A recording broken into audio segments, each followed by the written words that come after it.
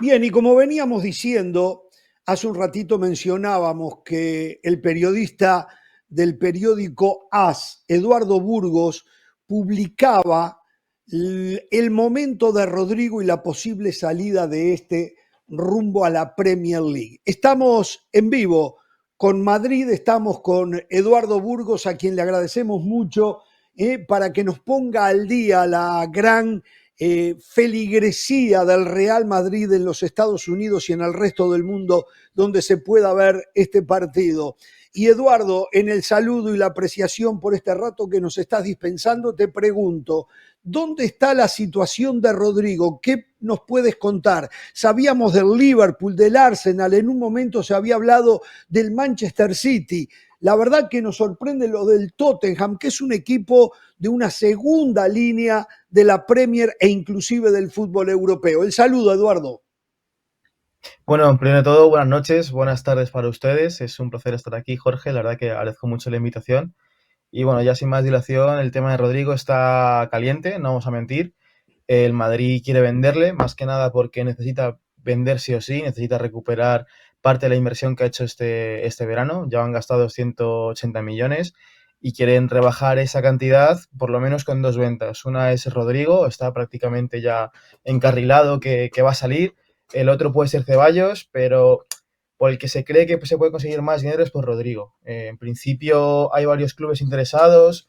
De lo que se esperaba en junio, Mundial de Clubes más o menos, es que tanto Liverpool como Chelsea como Arsenal llegaran a hacer una oferta. Han habido contactos informales todos, han hablado con su entorno, han hablado con el Madrid incluso para pedir información, para ver cuánto podría estar la tasación del jugador más o menos. El Madrid ha sido siempre claro, 90 millones es el mínimo, aunque a medida que va pasando este mercado, ya estamos en el Ecuador, pues esa cantidad puede ir bajando poco a poco.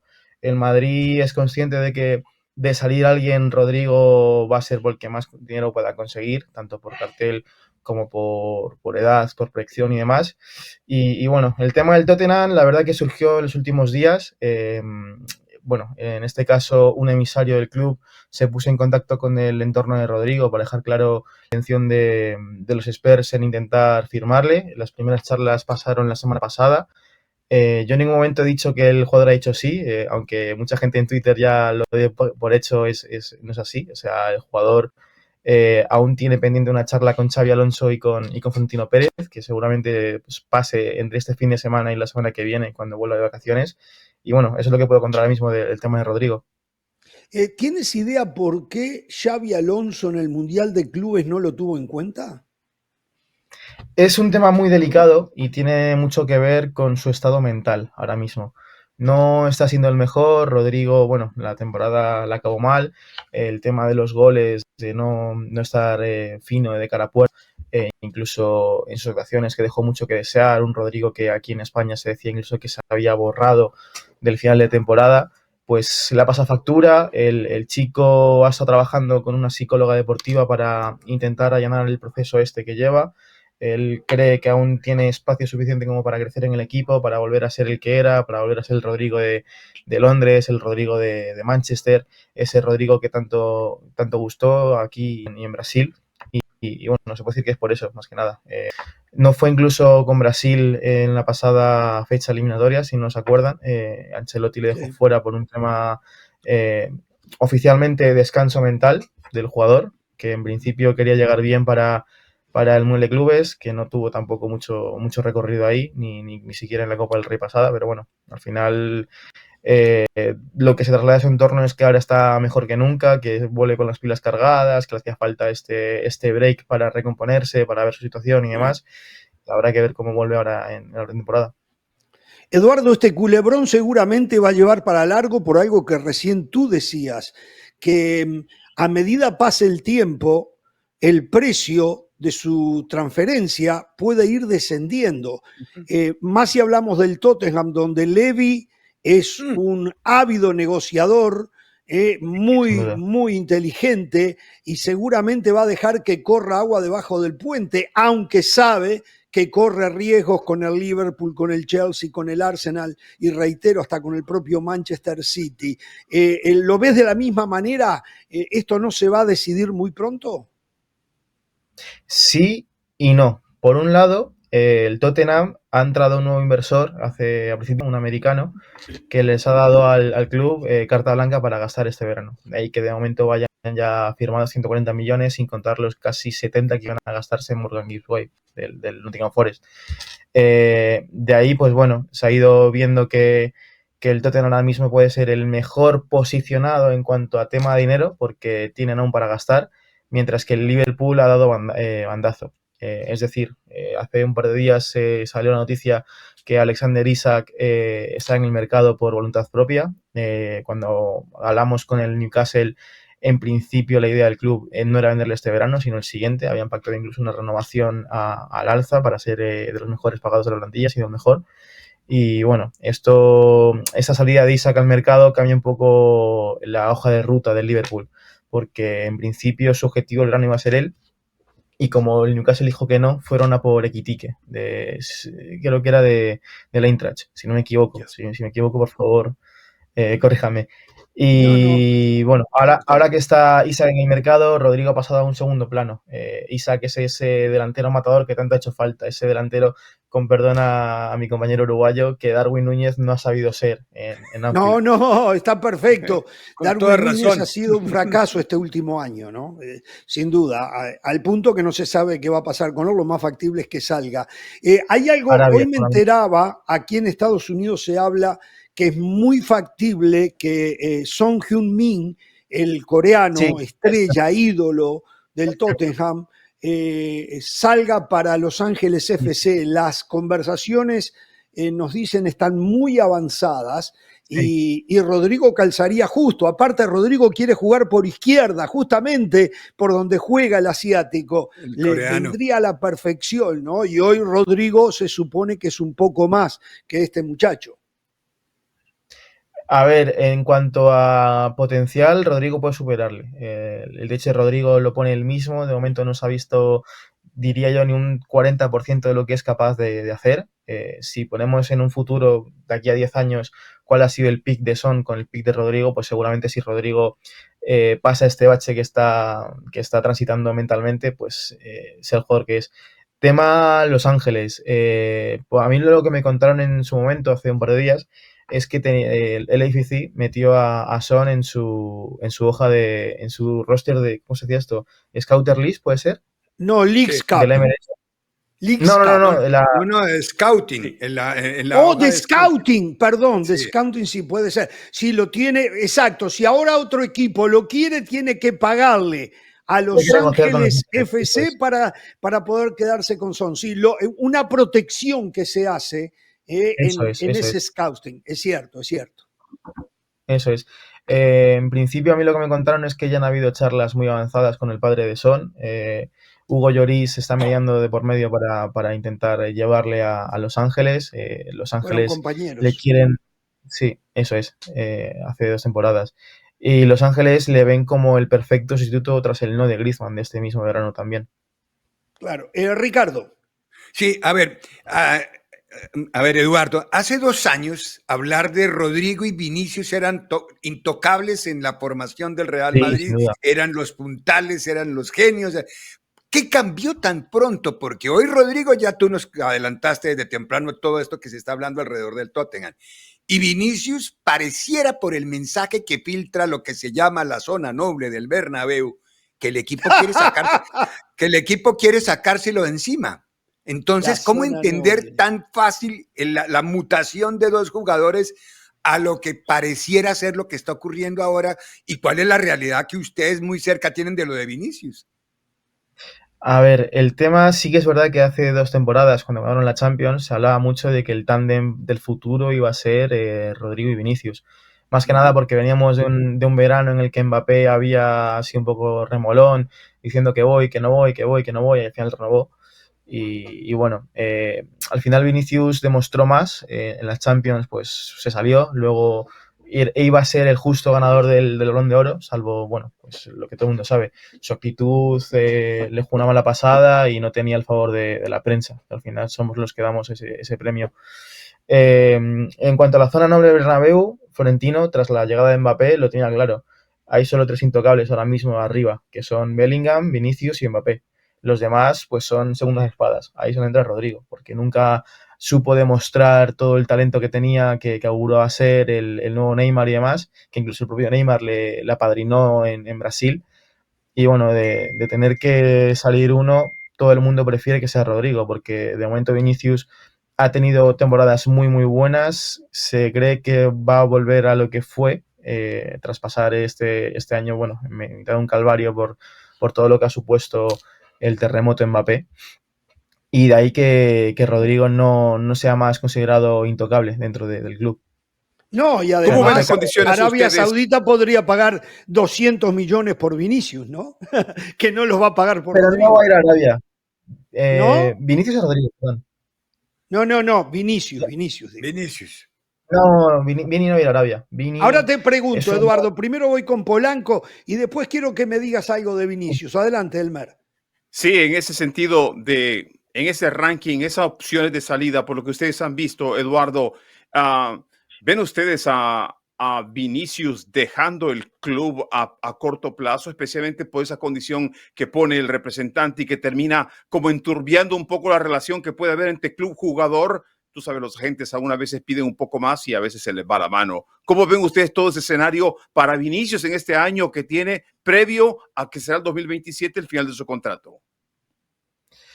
A ver, a mí si me preguntan a día de hoy, pongo la mano en el fuego de que Vini renovará. Más que nada porque los problemas que han habido con sus agentes, con su agencia Rock Nation, que la lleva Jay-Z, ha sido por Mbappé. En un principio Mbappé llega con un contrato de 15 millones de netos al año y a Vinicius se le pone en la misma escala. El tema está que Mbappé tiene un contrato diferido aparte, en el cual la prima fichaje está como prorrateada en función de bonus y demás, que también cuentan como si fuera un salario encubierto.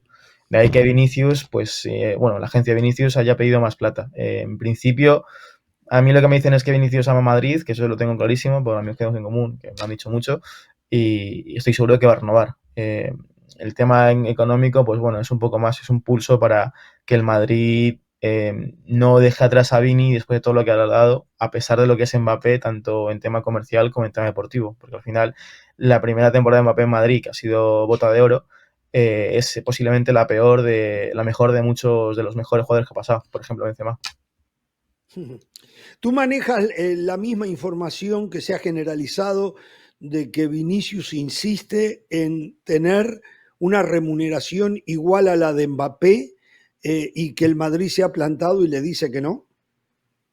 Sí y no. O sea, en un principio estaba todo pactado verbalmente, por todo lo que llevan negociando. Esto empezó tras la Copa América, más o menos, en ese periodo de lapsus de marketing para el Balón de Oro, que al final lo gana Rodrigo. Y bueno, al final Vinicius siente que ha hecho lo suficiente como para merecer ese salario, que es verdad, porque en tema marketing es una bestia competitiva, en el terreno de juego también, pero es que Mbappé también es mucho Mbappé, al final es un chico que con 18 años también ya era estrella mundial y peleaba también por el Balón de Oro. En principio es más un pulso de egos, de gallos, de ver quién, con perdón la expresión, la tiene más grande. Exacto. ¿Sí? A ver, te hago otra pregunta. La semana pasada hablábamos de este jugador del Leverkusen, Hoffmann, que declaraba que Xabi Alonso es un hombre muy distante del jugador, que es muy difícil acercarse a él, que no hay una relación estrecha entre él y los jugadores. No sé si has podido comprobar o escuchar algo de esto. Esto lo dijo un jugador que lo manejaba. Es más, dijo que de haber seguido Xabi Alonso, él habría pedido salir del Leverkusen como consecuencia de esto, ¿no? Y aquí hemos tratado de analizar a la distancia ese como tema, pero también el hecho de que Xabi Alonso tenemos la impresión que es un director técnico diferente a Carleto Ancelotti. Apuesta más por el equipo, por lo táctico, depende menos de las individualidades, aunque las tiene.